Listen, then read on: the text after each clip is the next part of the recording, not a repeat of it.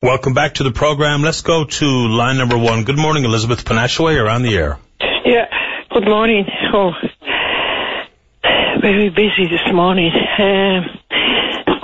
Okay, first I want to say, I was going to talk about Morse Code for a long time ago. I just wait. I'm worried about my English, not very good English. That's okay, Miss I'm not very Penashue. good. Yeah. You go right ahead. Because when I was young, always I stayed in the bush in the country when I was young. So what are your concerns with muskrat? I know I've read some comments from you in the past.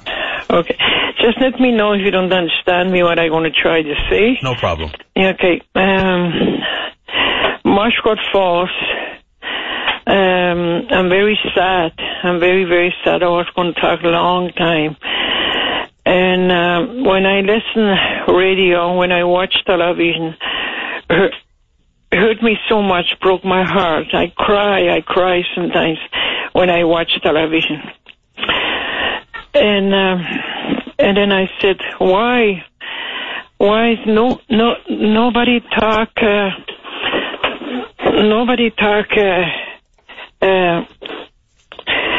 Innu, nobody.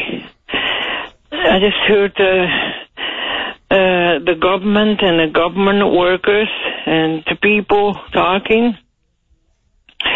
And then I said, I'm going to try myself, even I don't speak English very good.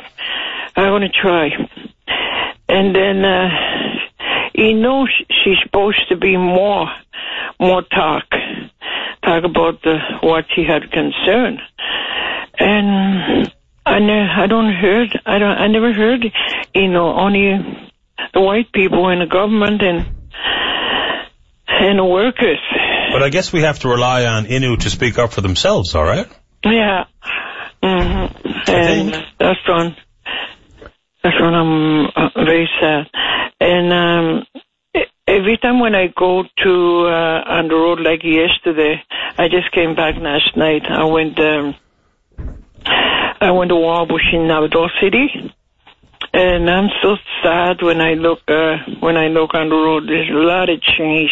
Last time when I went there, a lot of cut trees. I don't know what you call it. They want to put the power line. Yeah. And cut a lot of trees, Oh, hurt me so much. Well, I mean, I've seen the photographs of before and after, and you're right. The amount of clear cutting that's been done to accommodate the work site and the powerhouse and everything is incredible. The site is unbelievable when you see it. And then, of course, the environmental concerns beyond that. Many people speak to them, although it gets very little attention, is what's going to become of the river, whether it be methyl mercury and other issues that are stemming from the work being done for muskrat. I understand. Yeah. Mm-hmm. And I'm very sad. I went with my grandchildren and my son. And I think my son, he understands how I feel when I see that. And then same thing, I go to Muskrat, what you call that road, new road, Cartwright Road, new one. I went there many times. Before my husband passed away, he drove me there, and then I seen a lot of machines, a truck, all kind of machines, and how many trees and river, they're gonna die. And I heard the people said, fish, they're gonna die. It's not only fish they're gonna die. All kind of animals. He never smelled the gas. Always stay in the bush. Nice, good food, good water, and good, nice, quiet, staying in the woods. Now, I think animals are very, very sad, and just like sometimes I feel like I feel like sometimes, I know animals don't talk. Sometimes I feel like animals just like talk to me. Oh, Elizabeth, I'm here in the woods. I want to drink water. Everybody want to drink a clean water. Everybody want to stay nice, quiet place. And because animals everywhere. I remember when I was young, when I was 9 years old, 10 years old, or when we stay in Nojamit, Nojamit mean in the bush in the country. Nojamit, when I stay in Nojamit with my parents, everything was so nice. Nothing, no problem. Water when I was young, and animals so clean, and water so clean. Now, everything they're going to be messed in environment. And when I sat down thinking about what's going to happen, my people, what's going to happen to young children, everything, they're going to be gone. I know I understand. Do the young people, do they grow up wanting to practice and live like you did when you were younger, with dealing with all the cultural practices and traditions of the Innu people, or are things changing on that front as well? So as much as the trees have been caught and the water is going to suffer some amount of methylmercury poisoning, and things are different than they were when you grew up, do young people grow up even wanting to practice like you once did? I think it's still some young people still, because every time when I walk in canoe trip, I always see young people with me when I walk. Like this spring when I went to walk, there was a lot of children who walk with me. I don't know if I give you a right answer, because I told you my English not very good. No, that's okay. I think there's a concern, and I can't speak for the Innu community, because I obviously cannot as a white man. I just wonder how many young people are wanting to practice the cultural traditions of the Innu lifestyle compared to when you were a young girl. And I'm only asking as a question because I legitimately have no idea what the answer is. So do you think that your grandchildren have the same feelings that you do about being Innu and practicing the culture as you did when you were a young girl? Yeah, I think, my grandchildren always I take in the bush. Even not my grandchildren always came with me in the bush in the country. And when I look my grandchildren, she's very proud, she's very happy when I teach him in Nojamit in country. Everything. She's seen animals, nice place when I walk. And the story, when I was young, I give the story before I go to bed sometimes.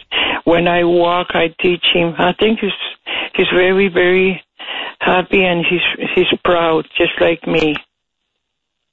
And I guess that's the good news, Miss Penashue. When we have government agencies, albeit, and your comment that you only hear from white men and women who are involved in the government, past comment on this, and I don't know, because I think we've heard from others, whether they be Mr. Russell or Simeon or some others who have spoken, hopefully on your behalf.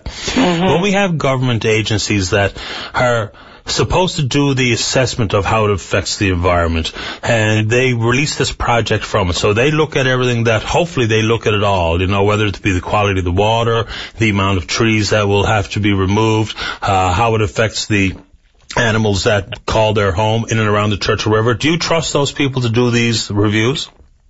Who? The people that will do these reviews on behalf of government, whether they be... Do you know what I'm trying to say? I was going to go there to see Mushquat Falls, what he done, but nobody wants to let me to go there. I don't know why. This belongs Innu land and Innu River, and I really I'm not stopped. I really want to go there. I want to see what it's like. Because I seen when I was young, I told you 9 years old, 10 years old, everything was so clean. And I still wait today. And I try to go there. I want to go there. I want to see. Because I'm an Innu woman. And I worked so many years work in environment. protect the animals, protect the river, the land, protect the young children, like that. I worked so many years. I thought I walk, I'm canoe trip. I thought something they're going to be changed. And I feel so sad, very, very, very sad.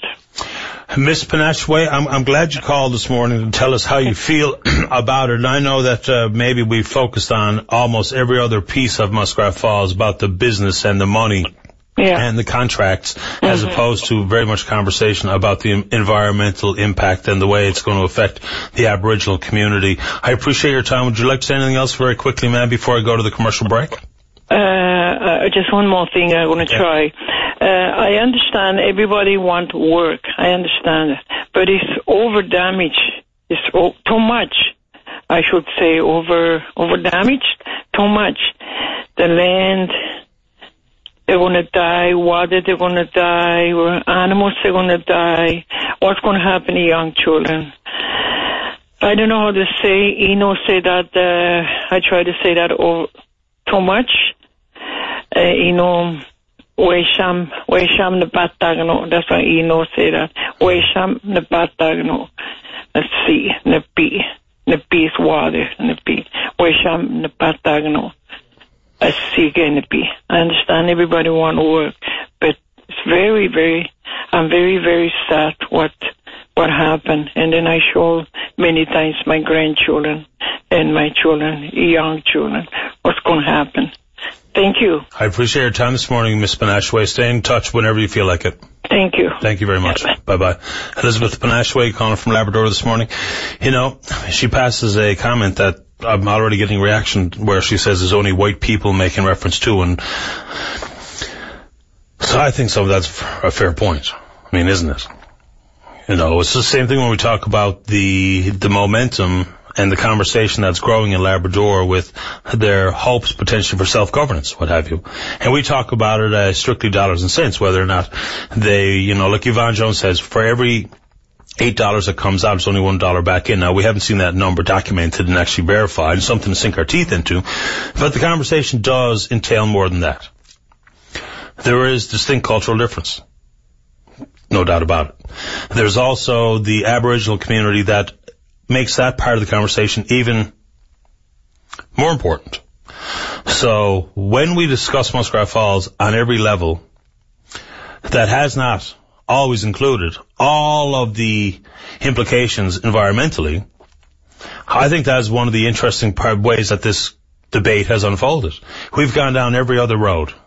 We've had people that began the conversation as those concerned with the environment, and they went on to be pretend experts in business, rule of law, as opposed to some of the concerns. And even when the independent engineers report was released, some of the redacted pieces of that report included the environment, which is sort of interesting. I mean, what commercial sensitivity is associated with that? What contracts have to be let when it deals with Muskrat Falls and the environment? You know, it didn't even allow us to see what some of the ramifications would be environmentally. Now, for some people, that's not a big concern, but I guarantee for Elizabeth Penashue and many people in Labrador and many like-minded on the island and around the country, it is.